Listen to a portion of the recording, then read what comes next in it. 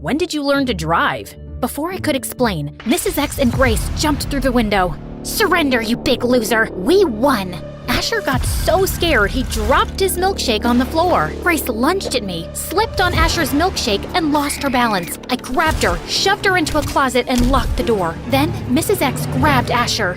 Give me the old lady, or your little friend here is toast. Asher screamed like a banshee and fainted in Mrs. X's arms. Then Miss Cherry appeared out of nowhere. She hit Mrs. X in the head with a vase and knocked her out. Look, I stopped the bad woman. I'm hungry. Who wants ice cream?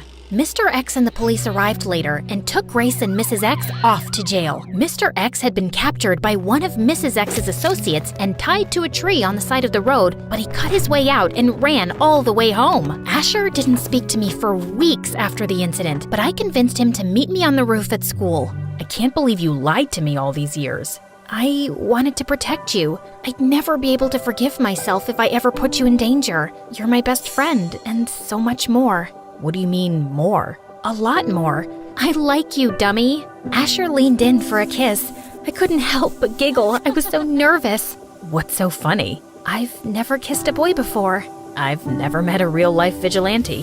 Then this should be fun. Put on this mask and hold on tight. I'm taking you for a ride.